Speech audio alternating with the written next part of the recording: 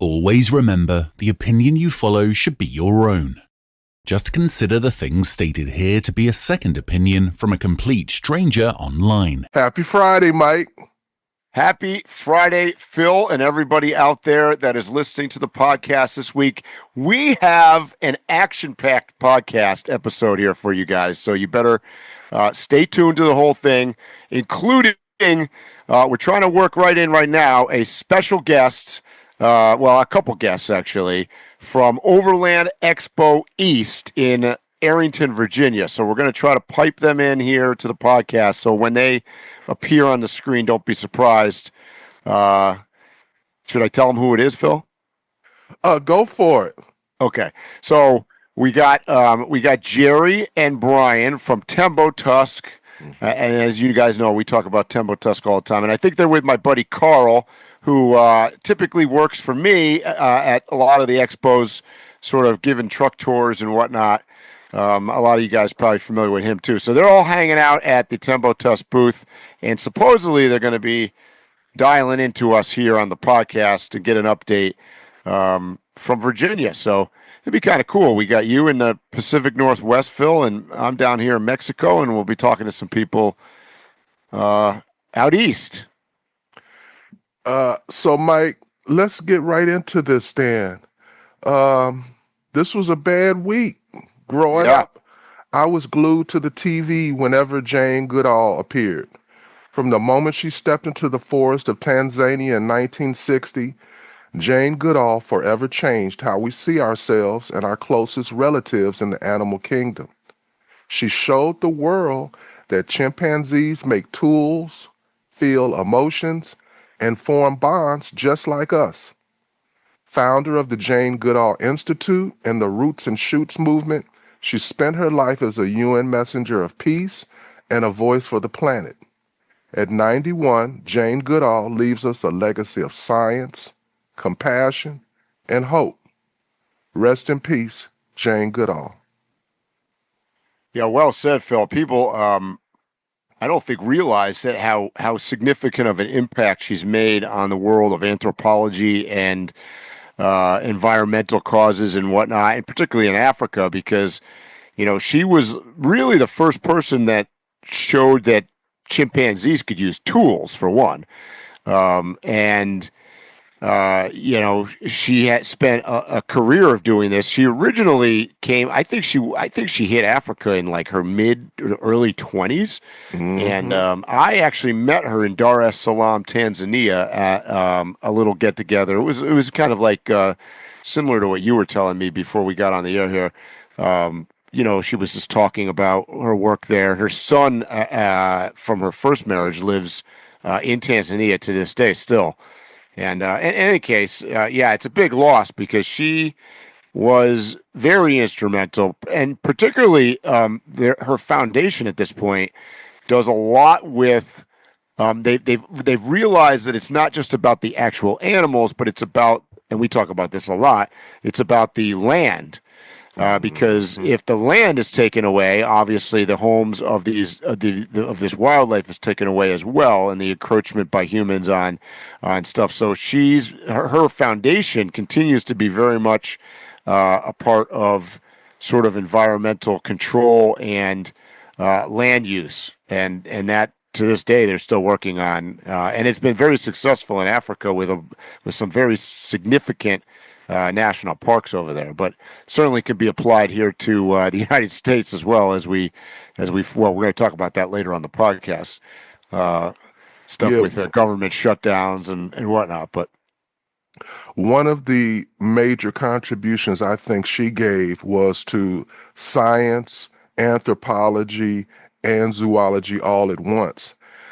And that was before her, scientists would start out with their preconceived ideas or thoughts or theories on something, and then they would look for something to make that concrete.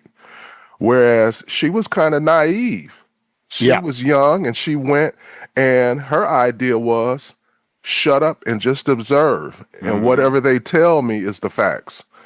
And that was actually something new and unusual that we see all the time now. That's the regular way to do things now. But prior to that, that was totally unusual. These guys usually were looking for something to back what they already thought.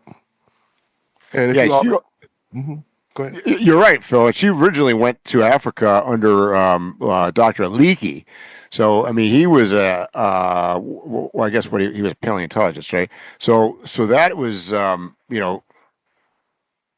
send it to Jerry. I just got a text message. I got you. Send it to Jerry. Go ahead.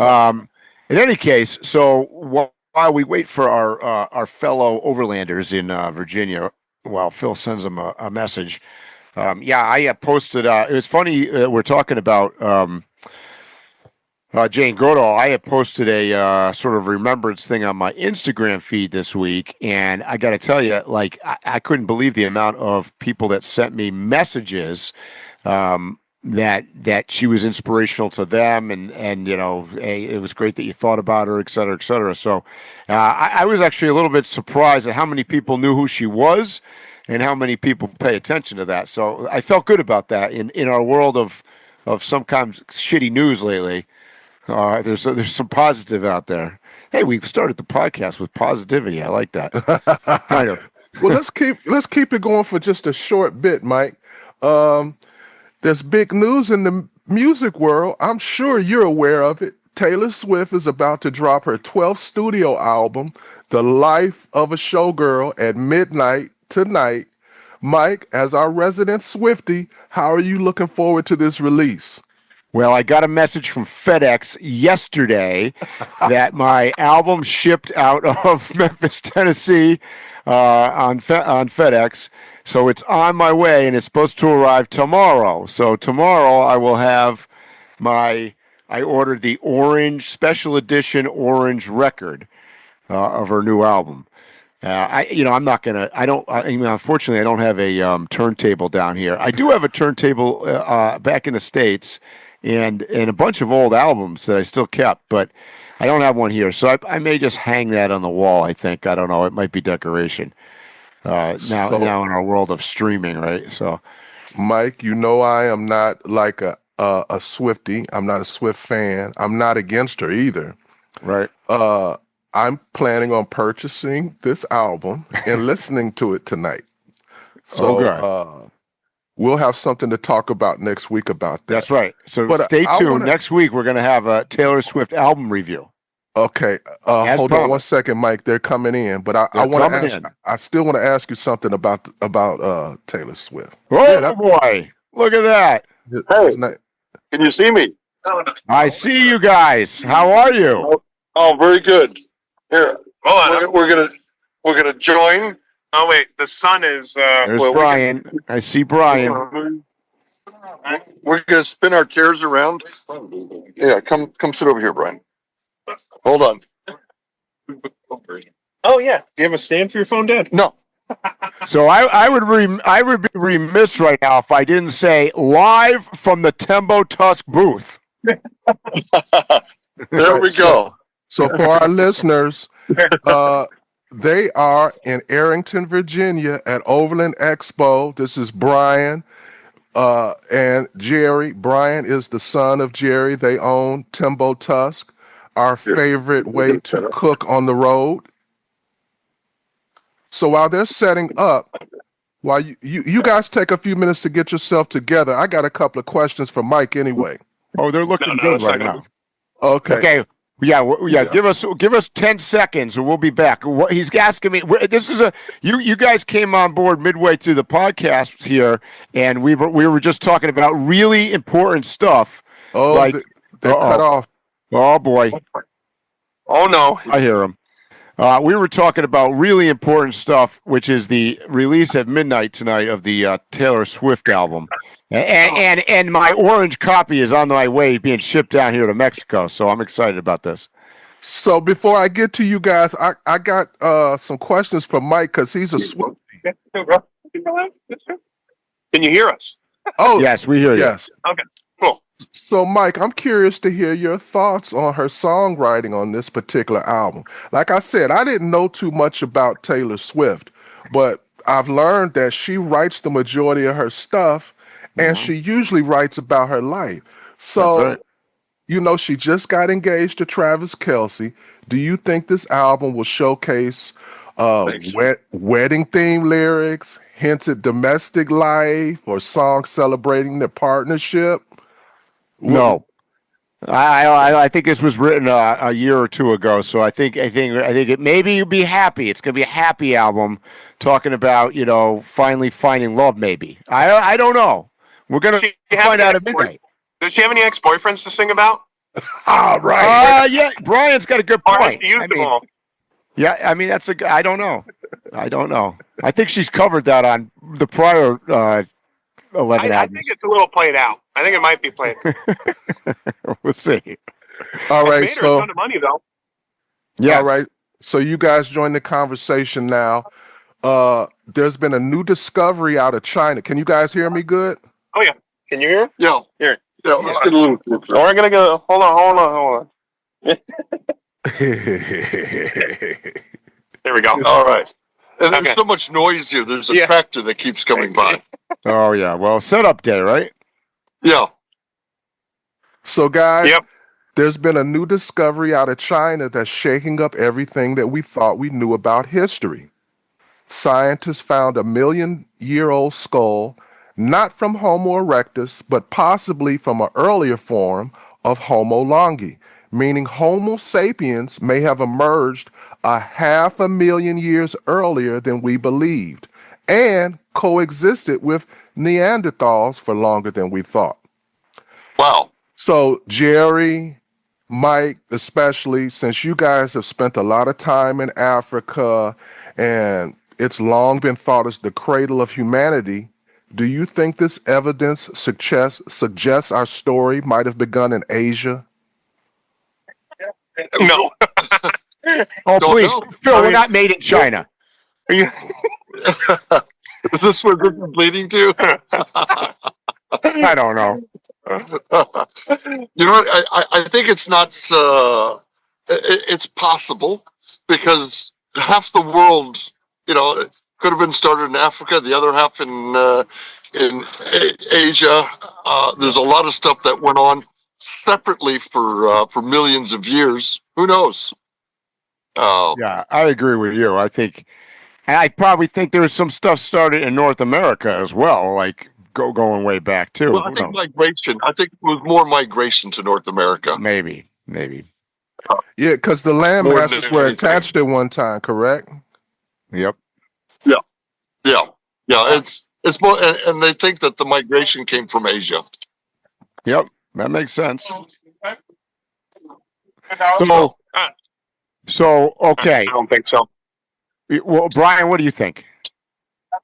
I think 1,000,000 years old. I don't know. I mean, we're just getting Wi-Fi set up. Yeah, I It took don't. us that long. That's right. Well, That's a good point. I agree. I mean, it could be. Go ahead. I agree with the guesses that you guys have made. The only thing that I think outside of that is, well, I kind of keep up with these things, and there has been fraud and throughout the centuries. So I don't know about the even truthfulness or validity of them finding this skull. China right now is on the upswing, and they're trying to swing their dicks basically right now.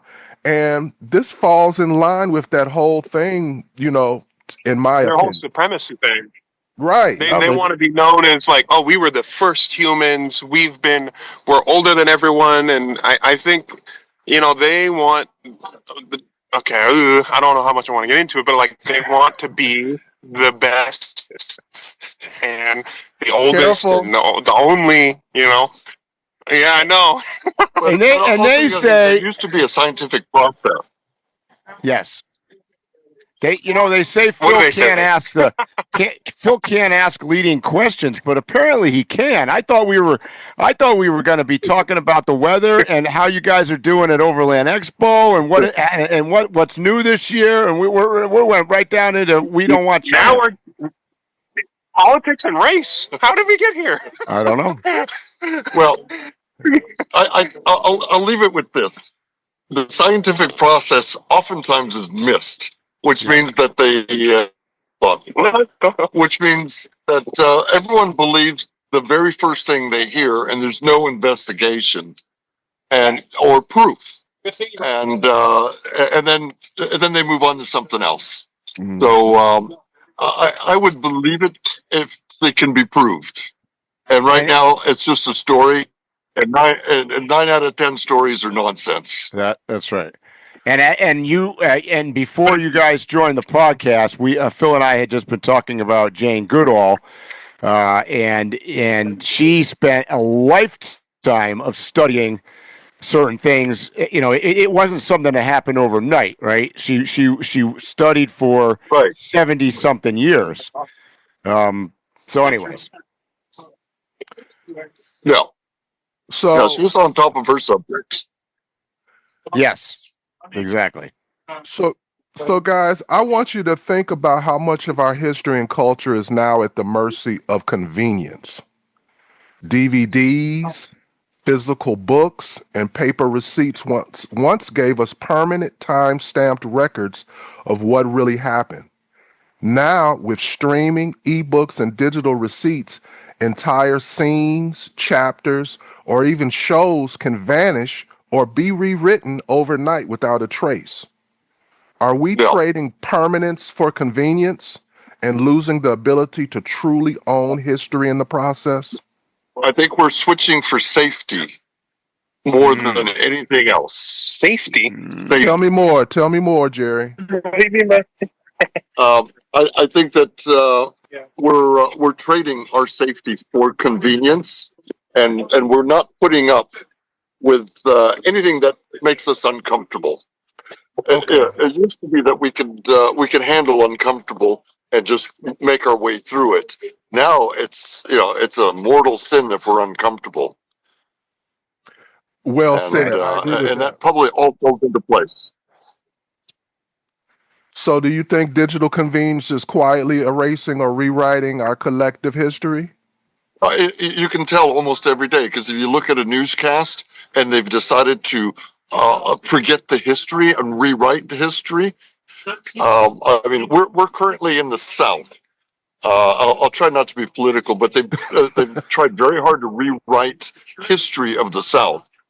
Doesn't matter what side you're on. It actually happened. History actually happened, and they want to whitewash it. Well, that's probably the worst word. That was the that's but the whole point is that works. They want to erase what actually happened, and a generation from now, people won't even know what actually happened. I mean, I know it because I learned it in school. But if they're no longer teaching it in school, then it didn't happen. So I think that's a problem. I don't think it's a good idea in the long run. Like you just mentioned, you're in the South, and you're probably going to freak out that a black guy is saying this, but I'm one of those guys that feels like the Confederate history should not be destroyed. I don't want it to be celebrated, but no, it should not. You learn from your mistakes, and there was a lot to be learned through that. Well, I'm even being more sympathetic about it. There are people who are American citizens, a lot of people in the South, who are on the other side, and you're basically just telling them to shut up and sit down and take it. Right. I don't think that's reasonable. No, because if you cover it, they won't know what happened, and it'll end up repeating again later on in history because they didn't know what happened in the first place. Or they won't. They won't see it coming. Yeah, no safeguards. Yeah, they won't see it coming. But the funny thing is with technology, and like we have probably the most detailed history of what's happened in the last 50 years because of the internet. It's all been documented. Through video is probably the only way, up until recently with AI, that you can really go like, oh, this really happened. There's a video of it. But now with AI, you can't do that either. Right. Mm-hmm. Yeah, Right. you can make up what you can make your own history up at this point. It's scary what AI can do. It is really Yeah, because scary. now you can't even. It's true. It's on the internet. That's not even true anymore. Right. Well, most of it is true. It's on TV. And even doing a Google search or like, for instance, I like to use Chat GPT for research, right? And I literally have arguments with it sometimes because it's rewriting history. And it knows the right answer because I'll argue with it for a few minutes and then it'll eventually agree that I'm right. That's crazy. It's supposed to be right every It goes, time. actually, you know what? You're right. That I was wrong. And by the way, It'll say it in ChatGPT is almost right those maybe words. 80% of the time. It's funny. I was using it yesterday to calculate for me. I was building a staircase and I was calculating the rise and the run, right? And, and it would give me some answers and it could draw pictures and everything else because it's way complicated math past my level. However, I'm smart enough to look at it and I find that like probably about 80% of the time it's right. 20% of the time it screws something up, right? And if you start getting your saw out and cutting, you're going to do something wrong. Screwed. Yeah. So I catch it and I go, wait a minute. That don't make no sense. My steps are 30 inches high and you're telling me 3 steps and then they're 12 inches each. I go, that doesn't even add up right, guys. So sometimes ChatGPT is worse than Alexa. I mean, they're all a little screwy. But I would imagine 10 years from now they're going to be pretty damn good. Yeah, I mean, I use ChatGPT for a little bit of navigating so that I can do the back roads from home to Expo, and it was helpful. Not always accurate, but it was helpful. Yeah. So tell us, I want to know. This is my first Overland Expo East that I've ever missed, and I'm very sad about that. Wow. I've been at every single Overland Expo East until now. What does it look like? Just paint the picture for us that are not there. What's the weather? What's the crowd look like? What's going on? What's the vibe? Let's see. Can I flip the camera around? Yes, I can. Oh God! All right. Whoa! All right, hold on. We're gonna clean the lenses. Yep. Okay. Yep. I see you. So the weather, and we're not gonna. There he is. There's the man. The weather is beautiful. There is no WIND. There is no RAIN. Did I spell that right? Yeah. Okay.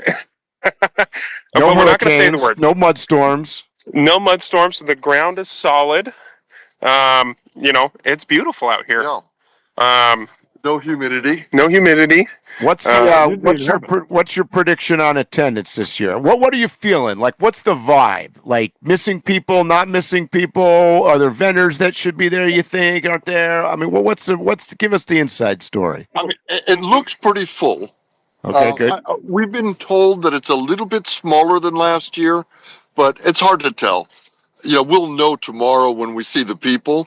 Yep. But they're still pouring in. The campers are pouring in. The vendors are still setting up. So it it could be good. I think the weather's going to be in our favor. Last year, we were fighting a hurricane. And a second one. Devastated Asheville. I don't think that helped. I think it kept a lot of people home. There's nothing right now that's to keep them home. And one of the biggest vendors that isn't here is, Drive the Globe, and I think that's that's very. So I knew somebody was going to say that. I know. I wish I was there with you guys because we'd be having a good time tonight, drinking some Dark Hollows and I don't know, doing something good. We're missing some good whiskey, that's for sure. Yeah, some whiskey for sure.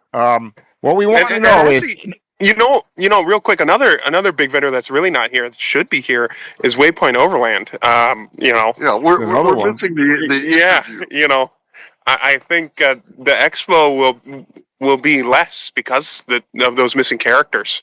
Well, I was going to say Phil's I did the most of appreciate them you. as well. Right, Phil? I mean, you haven't missed many Easts. My first one at East is whenever the first one was at the Biltmore. Yep. Were there ones before Was that the one where it snowed? Yeah. No. We had a rain in one, and they had snow the next day on another, but not a snow. So were there any before the Biltmore? I'm trying to remember when. So we went to Mudfest. Taylor Ranch was before the Biltmore. I don't know about. I can't remember. Well, Taylor Ranch we had the hurricane. Then we had the next ranch. The following year from the hurricane. Oh yeah, was the Mudfest. Rebranch. That was Rebranch. I can't remember. It was Rebranch in between though. Did they go from the Biltmore to Reb and then back to the Biltmore? Maybe I don't know. No. They went to Reb and then they went to the Biltmore for a couple of years. Grab the chairs. I guess to satisfy everybody. Right. That was after Jonathan and Roseanne sold the expo. So it's a shame can't none of us remember history. Not to sound like TMZ. If only someone made a video. We could just revise it. What we want to know at the end of this is, here's my TMZ question. I heard rumors that potentially this is the last year of Expo in at that location. So I want you guys over the weekend to figure out if that's a true statement or if that's just a rumor. Oh, you're talking about here? Correct. I don't know why they. I haven't heard that rumor at all. Okay, well, that they would leave. I don't see why they would leave here. Mike, I've been hearing that for 2 years. Where did you hear that? That's the first I've heard of that. I mean, I'd like to see them change Colorado, but I wouldn't. I love it here. This is a fantastic location. There's no reason to change it. I don't want them to leave Colorado. I want them to leave that venue in Colorado. Maybe somewhere. Yeah, I want them to actually go where the trees are. But actually, speaking of grapevines, speaking of grapevines, I saw a rendering of what the venue of Colorado is going to look like this year or next year. Mm-hmm. It's looking good. They have grass planned. There should be trees there and walkways, and all the booths are going to be on grass. Oh, you mean they're redoing the venue? The venue is getting completely renovated because Expo. Apparently, it's because of Expo. I don't know how much I believe that, but the trees are still 50 miles away. But well, I mean, I could. They say there's going to be nice courtyards. I could solve that problem once they redo it. I'll just drive the big orange truck in there, and that should screw it up. Oh, only if you spin the tire. But unfortunately for Colorado, I think there's no better venue than that venue that we're at, because there's no place else to go with enough room. Expo takes a lot of room. I'd love to see something in Western Colorado myself, but Western Colorado. Yeah, but I just don't know where they're gonna. Yeah, let's mobile. You need us to close up? Well, we'll see. Where in Western Colorado? I don't know. I mean, you're right. There's not many big venues. Maybe, unfortunately, that would probably be Grand Junction or somewhere because they need to get in and out. Which is kind of like I was about to say it was worse. Yeah. I would say that not the best choice. No. Because you got the population center of Denver, which is helpful. Yeah. So I think anywhere south of Ridgeland before you get to Durango, I think there's a bunch of places right near the $1 Million Highway where they could have events. Ouray has events almost as big. I've gone to nowhere. There's no way on earth they could do an Ouray. It's the getting in and out. Big enough. Yeah, the getting in and out is the problem.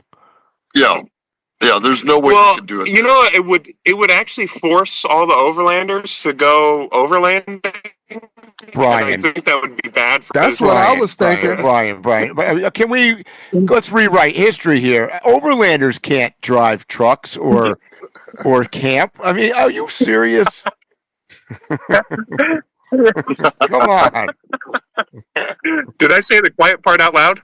Yeah. Let's keep that in I terms. mean, oh my God, especially if they don't have a Skottle. No, yeah. How would they cook? eat? Yeah. How would Come they eat? Oh boy. So Yeah, Matt, go ahead. well, no, I just want to wish you guys a good weekend, and report. We want to hear all the reports, and we want to hear about what happens, because we gotta live vicariously through you. So I expect a lot of social media posting for everybody out there listening. Follow, if you're not already following Tembotusk, follow those guys, because they're gonna keep us updated on what's happening. Well, I just want to say you guys have made me totally miserable seeing you, because I'm thinking about all the good times that we've had, and I'm thinking about all the good times I'm missing. So fuck you. But there's a good time still to be had. Well, we'll start again next year. We'll have to do it right next year. Absolutely. Most importantly, I'm missing the cross country road trip with Jerry, because we covered every single McDonald's and Waffle House, and oh God, what was that terrible hot dog place we went to one time? I think it was awful. I don't remember that one, but yeah, I missed those road trips. Those were fun. Yeah, yep. Me and Jerry have actually snuck out of the event to go to the Waffle House. Yeah, remember that, Mike? There's a Waffle House not too far. Well, no, I'm not talking about that one. When we were at the one with the Mud Fest, you remember the Waffle House was like right outside the venue. Oh yeah, I know what you're talking about. Yeah. Oh, this is news to me. I didn't realize your guys' dedication to Waffle House was that much. It's high. If you're doing first of all, if you're an overlander and you're not going to Waffle House, you're not an overlander. That's a requirement. All right, clip that right there. You're going to clip that, and you're going to post that to Instagram. Yeah.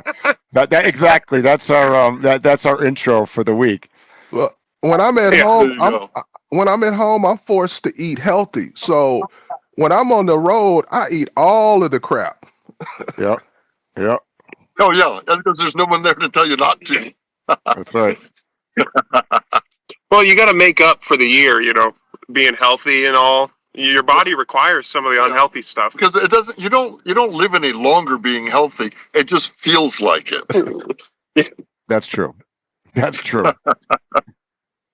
I need to feel healthy at this age. All right, we're gonna let you guys go, because you guys got to go to happy hour, don't you? Yeah, it's just about that time. Do you want to come with us? Well, yeah. Shit. Of course, but I can't. It's impossible to have a beer through the camera. Yeah, for the phone. Yeah. What's that? I mean, we're mobile. We can, if you want. I know, but just like this. Introduce you to everyone. It kind of defeats the main. Well, you could call back in, I guess, when you get over there. Yeah, we can do that. We'll see what happens. We'll see if there's, it is Thursday night. So, well, if there's anybody, here's your job. If there's anybody that you need that wants to say hi to us, or you think we should say hi, call back in and put them on. Okay, we'll do that. We can do that. Yeah, thank you guys. Oh, how about this? Is there anyone you want us to find that you want on the podcast? Well, I mean, we know everybody there, so yeah, there's lots of good people. We don't want to mention names, because God forbid we'll forget somebody. Right. Yeah. That's smart. You guys have been doing podcasting for a while. You know better. That's smart. We know better. Okay, then we'll let you guys go. All right, have fun, and we'll be in touch real soon, hopefully. Thanks for stopping through, guys. Take it easy. See you guys. Bye-bye. All right, Mike. I have a question for you. Oh gosh. If you had to hire a bodyguard, no, this is an easy one. Good. If you were worried about your safety, seriously worried about your safety, and you had to hire a bodyguard, would you pick the one who tries to reason with attackers, maybe pays them off, or the one who creates an intimidating presence and proactively removes threats before they start? Which do you want? I want the second one, that proactively removes threats before I even know about them. Okay, so why then do you think Democrats are so upset when people like Hegseth and Trump meet with top military officials and encourage them to take on that same kind of posture? That's pretty much what he told them. I think that the Democrats are upset because they hate Trump. I don't think they have a good reason.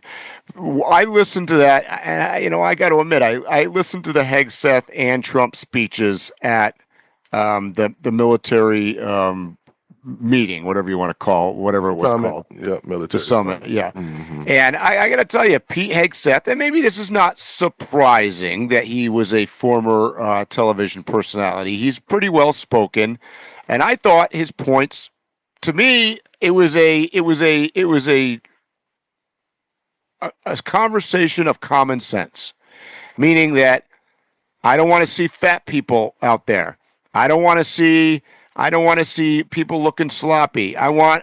We have to have a proactive mindset. I mean, he said all these things that to me were common sense.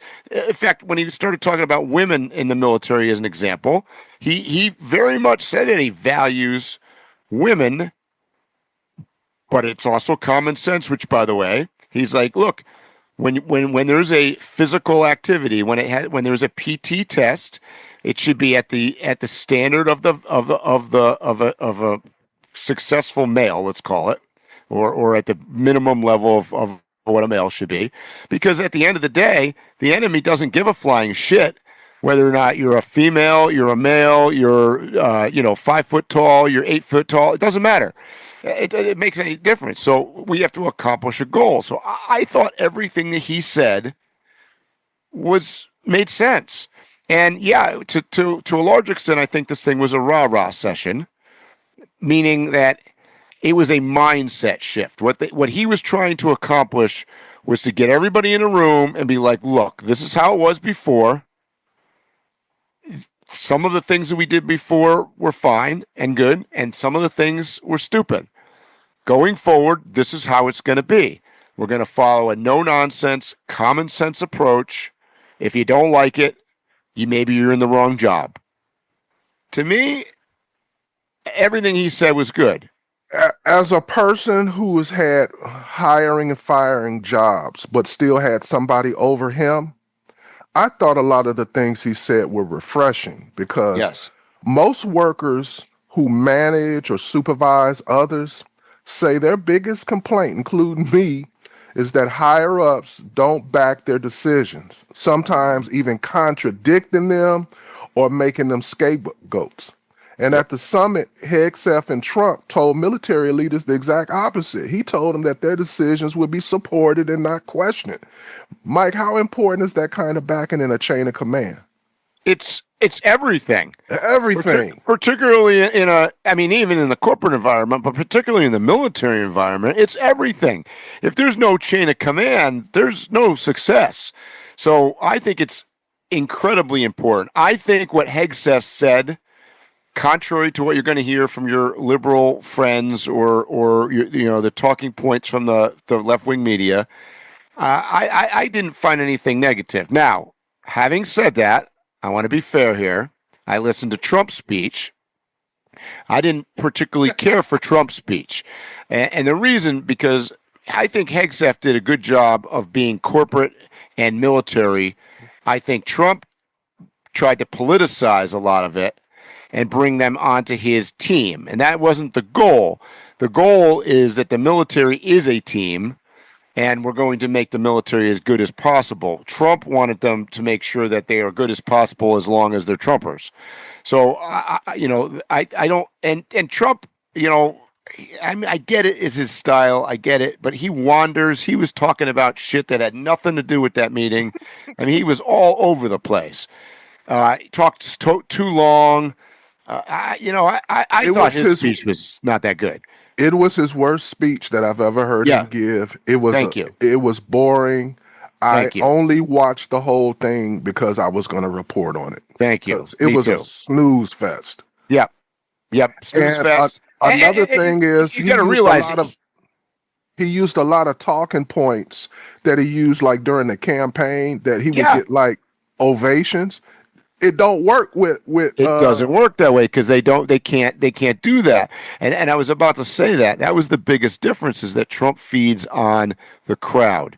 And he I don't know why he didn't know this or think about this, but that's not the venue or the people or the protocol involved with that kind of a meeting, particularly with the military. So he wasn't going to get that response. And he tried like 4 or 5 times. He tried to pull it out of them, but it's not going to work. So I just think that fell right on its ass. They should have left it. To be honest with you, it would have been better if they left it with Hegseth. Trump didn't need to show up or be there. However, going back to my prior podcast and my conspiracy theory side of it, I think Trump proved by that speech beyond a shadow of a doubt what I said last week. And the reason that Trump had them there, he wants to know who's a Trumper and who's not a Trumper. Oh, absolutely. And come 3 years from now, he wants to know when he. By the way, this morning I noticed that he, they had declared the cartels and whatnot as terrorist organizations. Now they further declared that we are at war with them, and it's a technicality involved in this, but I will note to you that also triggers the ability to suspend everything from elections to constitutional things to putting military in places that they normally don't belong, et cetera, et cetera. So I think that the whole reason for Trump having them all come to Virginia was to assess which ones he needs to fire. And when he pulls some shit in 3 years,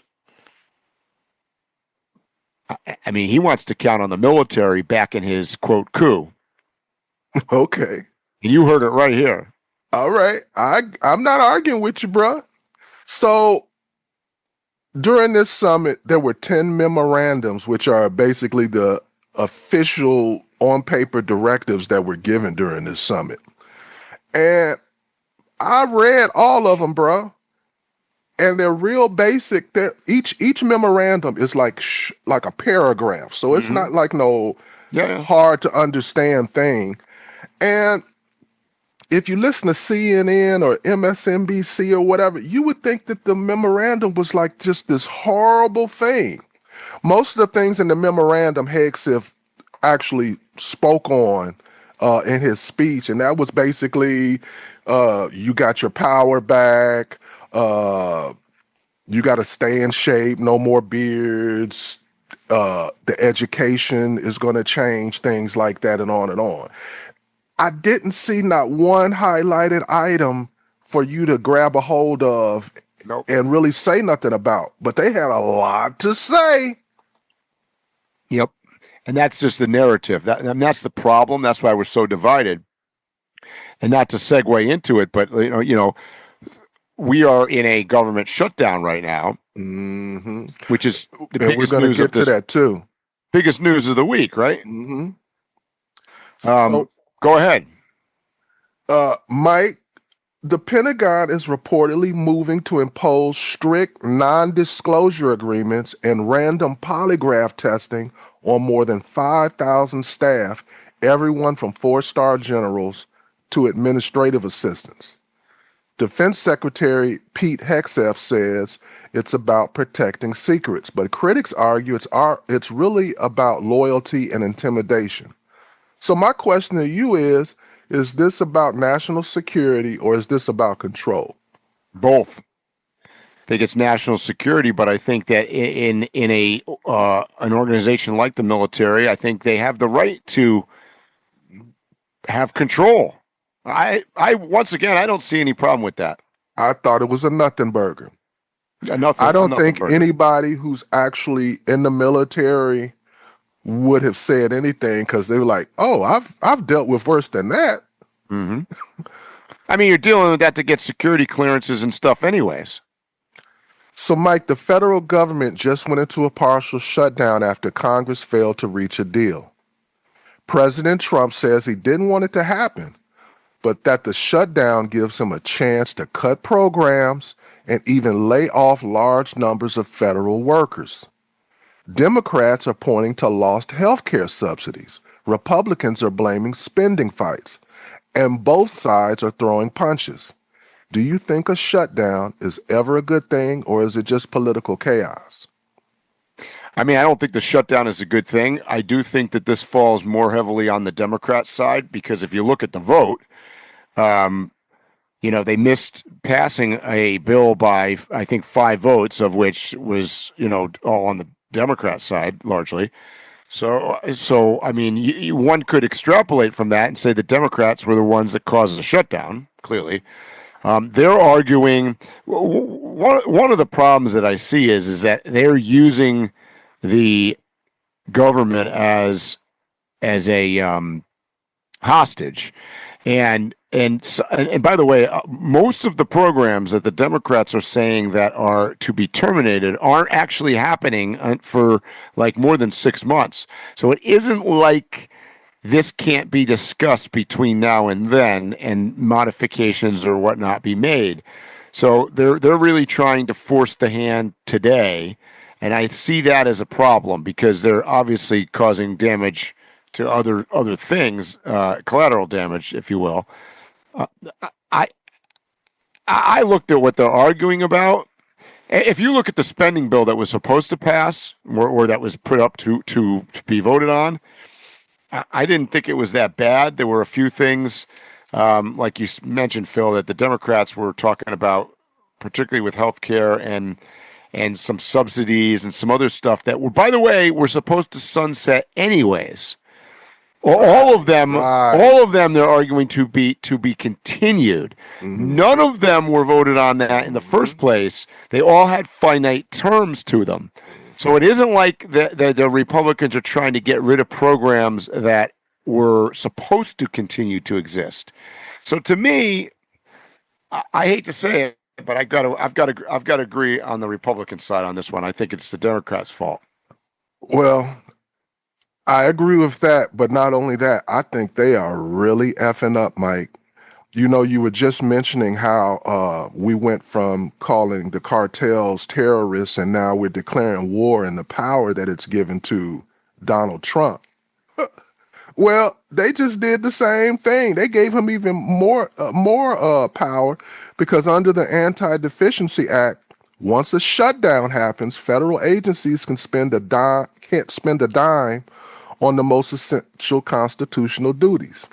That funnels even more control straight to Trump. He decides which programs keep running and which jobs get cut. Mike, do you think Democrats, by letting this shutdown unfold, are playing right into a trap that actually strengthens his hand? Because I do. Yes, I believe that this makes Trump stronger. I sound like a broken record. I almost sound like a broken Orange Taylor Swift record at this point. The Democrats continue to do stupid things to give Trump, well, A, to get Trump elected, and then B, to make him stronger. And, I want you guys to write me messages if you disagree with that, but I challenge you to show me how the Democrats haven't made Trump strong. It's unquestionably the case, and this is just another example of it happening. And by the way, Trump, it isn't like it was a secret. Trump threatened this before they voted. Look, you're going to give me a chance to get rid of programs, get rid of people, and lay people off. Trump's not secretive. Like he can't keep a secret. He said it right out what he was going to do. And by the way, everything that he's done, he pretty much said during his campaign, Project 2025 or whatever, posted a lot of this shit. I mean, to me, there's no surprises going on. It's a playbook, and they're continuing to play into it. I think it boggles my mind, Phil, how dumb they are. I think it's going to help other Republicans. I think this is going to set up a lot of Republicans in the 2026 elections to stand firmer in their position if they're an incumbent.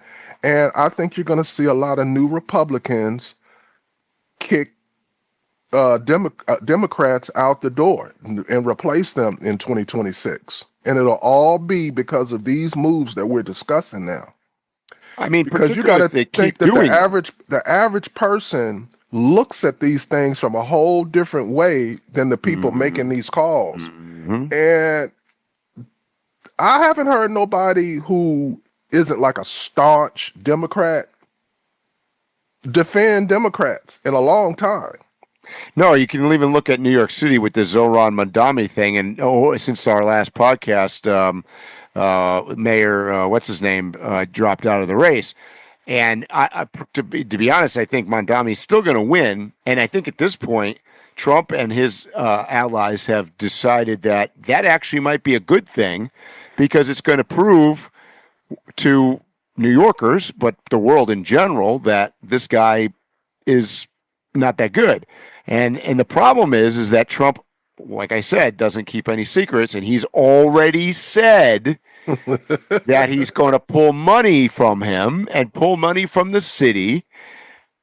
Guys, if you don't think that's going to happen, I don't understand what drug you're on. I just don't get it.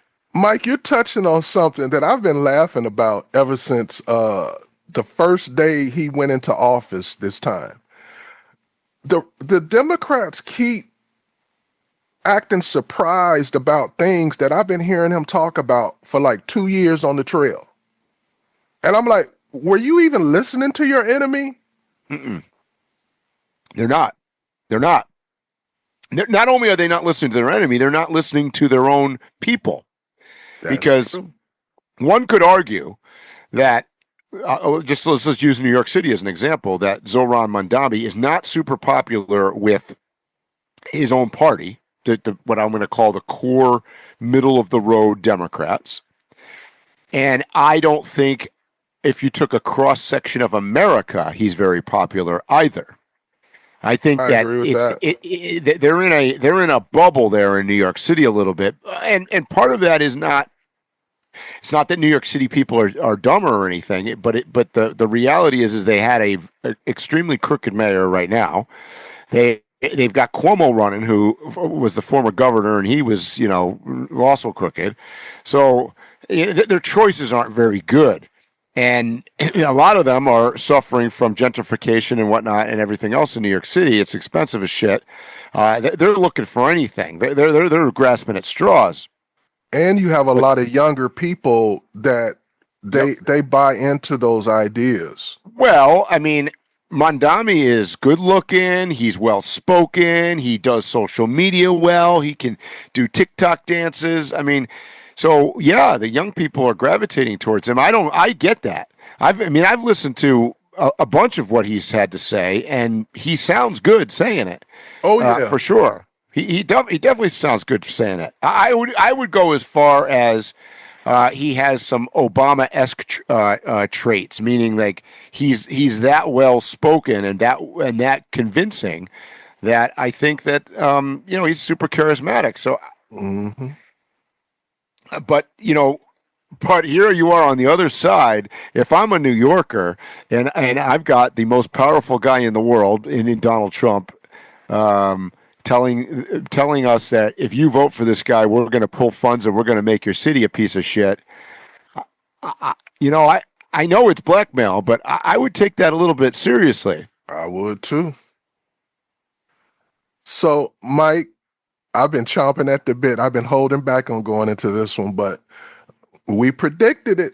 Mass shooters evolving toward booby-trapping crime scenes. Yep. And in Michigan, that possibility just got real. ATF confirmed suspected IEDs were found at the church shooting site, and they weren't used to ignite the blaze. Yep. The guys, the fire chief even made a point of saying gasoline likely was the accelerant. Mm-hmm. Also, Michigan State Police rolled out a bomb squad, armored Caterpillar, armored Bearcat, drones, and even a robot. That tells me that law enforcement is already adjusting in real time to the idea of booby traps. So is this now the new normal? Yeah, he came all prepared. Not only was he going to shoot people, he was going to ram his truck into a building, and he was going to burn it down with people inside, and he was going to booby trap for the first responders and everything else. So yeah, that is the world we live in. I think that you can expect going forward. Yep. I think we've gone. So now we've been counting how many mass casualty events or mass casualty shootings happen in America each year. I think now you're going to have a new category of how many booby-trapped mass casualty events that you're going to have. And I suspect that more often than not, that's going to be the case going forward. Mike, I almost don't want to do no more predictions about this because I've been too spot on. And not only spot on, but I thought to get to the point that we are now, when I first started making these predictions, I thought that what just happened this week would be at least another 6 months out. Everything is sped up like every week. I've been thinking like next month this will happen, and next month this will happen, and it's like everything is just sped up. I don't know if that's social media, plans or whatever, but I think it's definitely social media. I mean, think about it. You know, if a trend hits TikTok, within 48 hours, it's full blown worldwide spread, right? I mean, stuff happens very quickly, and then just like that, it's gone, and the next trend pops up. So I think that's indicative of our society. And look, but this is not relegated to just the United States. I mean, for those of people that are in the U.S. that are bad mouthing the country, and there's a bunch of them saying how America's gone to shit, and we have all these problems and all this stuff. I got news for you guys. You're not listening to the right news organizations, because if you look at worldwide news, it ain't just America. I mean, there was just a terrorist bombing event that went on in England a couple days ago. If you look at just events around the world on all the continents, this is happening everywhere. America is getting a bad rap because we are probably the most media savvy, quite frankly. I mean, we of the internet, of the social media, we account for large percentages of it, right? I mean, if you look at social media in general, whether it's Instagram or TikTok, the United States controls a lot of that traffic, as does India and China, because they've got huge population bases. But if you're comparing it to, say, Mexico or Ghana or Switzerland, they're not even players. So I think we get a lot more of the credibility, or in this case, the negative credibility about it. But even like places like that you mentioned, I agree about all of them with the huge populations. If you delve into their social media, their top guys talk about America, or they periodically travel to America. They literally almost like, I have to every 3 or 4 months travel to America to keep this thing going. So even outside of America, America is important to social media. So, I mean, look at just one news story I'm going to take, and to show you that we control the worldwide news narrative. So obviously the big news thing going on right now is Israel and Gaza, and whether it's genocide or not genocide, or how many people they're going to kill, or when it's going to happen, and all this other stuff. Meanwhile, I obviously follow a lot of African news because I've spent a lot of time there. If I just take one country, which I've been to, Nigeria, there has been more people killed in Nigeria in the same time frame as Israel and Gaza has been going on. When was the last time you heard anybody talking about genocide in Nigeria? It's happening on a daily basis.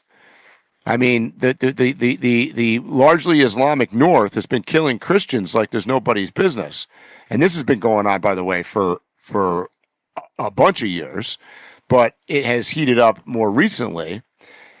Burning churches, killing priests, all this other stuff. But you don't hear about that in the news because that isn't part of our political discourse and environment right now. We need to focus on Israel and Hamas because of lobbyists, right?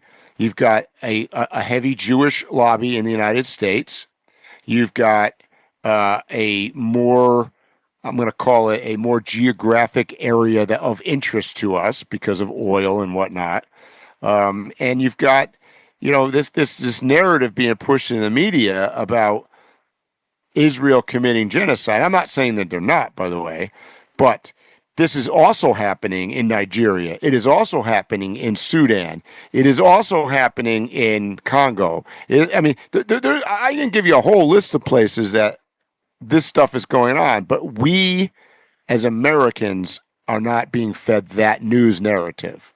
And that goes to my point that we are so focused on a narrative, and it's so controlled, both the left and the right, by media.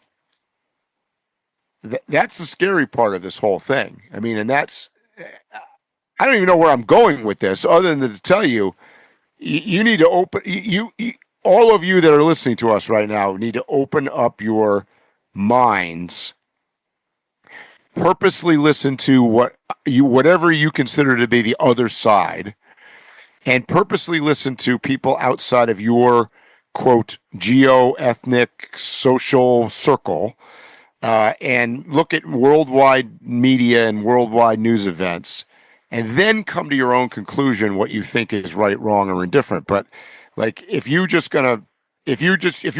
is CNN or Fox News or MSNBC, you are getting, I'm not even sure you're getting a tenth of the story.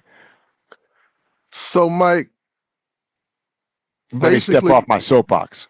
with the country being so polarized, because I had this question before you were even saying this, and now I'm connecting what you're saying to this. Well, let me just ask my original question. Good. One thing that I'm wondering about all these mass shootings and all this other stuff is we are getting less and less information. There's not a lot of people giving information to help. There's not a lot of people reporting. There's not a lot of people saying, hey, I think this guy is dangerous, check on him. What has happened? Is it because half the country is in agreement with all of this stuff, or what? Why aren't we able to catch these guys before it happens? Why aren't we hearing about these people ahead of time? Why is our law enforcement not catching these guys before they do their stuff? See, some of it I think is this self-imposed censorship. So meaning that if I'm a right-wing guy, let's just say. I'm going to give you a scenario. I'm some right-wing guy, and I'm whatever. And something happens. I'm not going to talk about it unless it is going to be proven to be a left-wing transgender something. You know what I mean? Like I'm almost censoring what I'm going to say until I find out. And by the way, if it's somebody that's on my side, my perceived side, I'm going to be quiet about it. I'm not going to say much. So I think what happens is no matter what happens, 50% of the people are staying silent. I agree with that. They're not saying shit.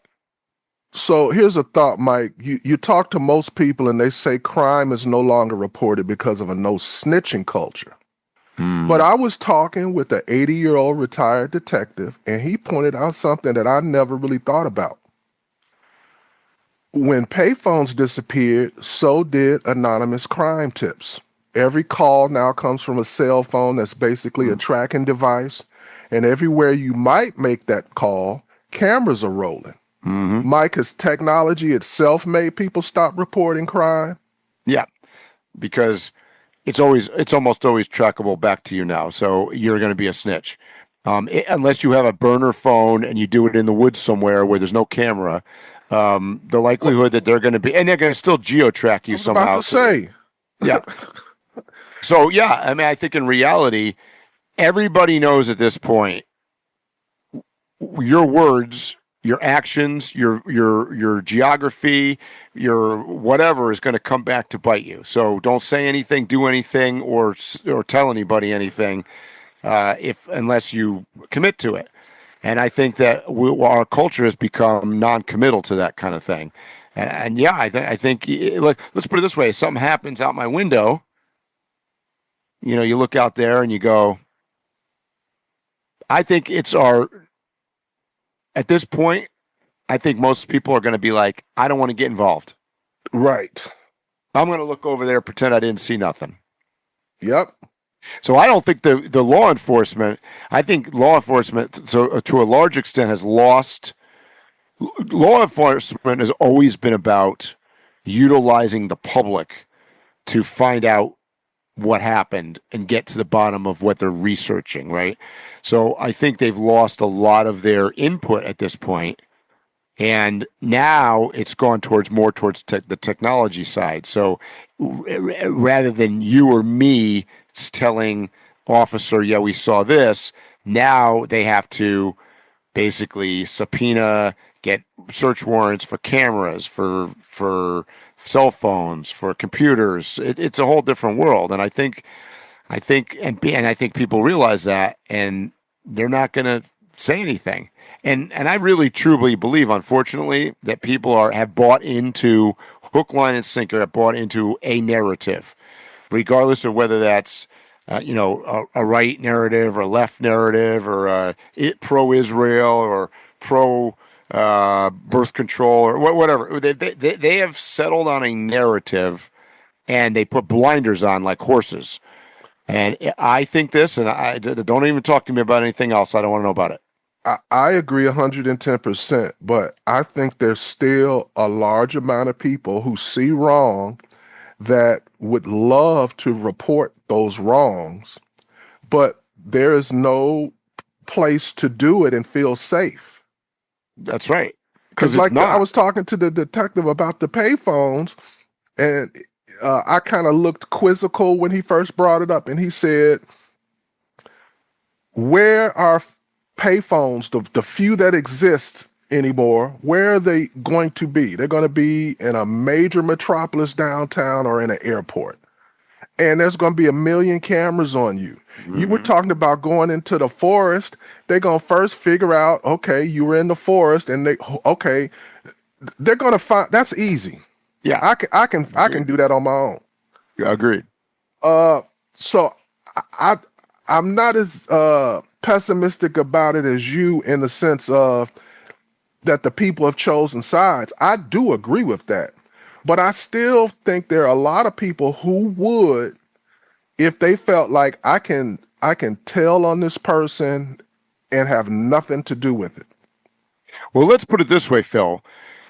There's no such thing anymore as anonymous, if you could think about it that way, because look at all of these scandal things that we've seen recently pop up on TikTok, whether it was the Coldplay concert thing or what was that other one we were talking about a couple weeks ago. Like this stuff pops up, and people can figure out anything now. Not just law enforcement, by the way. Just normal people can figure out, based on facial recognition, based on all sorts of stuff. And people know that. We've had... Yeah, they know that. We have like 7 different TV series of CSI that we've been watching for almost 20 years now. That's right. Everybody knows that. So it's crazy that I keep seeing these press conferences, and at the end, they're like, well, you can call 1-800-FBI crime, and you can call crime watchers. Yeah, and they're always saying, we got 40,000 tips. I bet you that phone didn't even ring. Right. I'm like, 40,000 tips. Get the In fact, it may not have even rang because I'm not even sure that they even set a phone up. I think they're full of crap. But here's the flip side. If it's 40,000, it's 40,000 BS calls.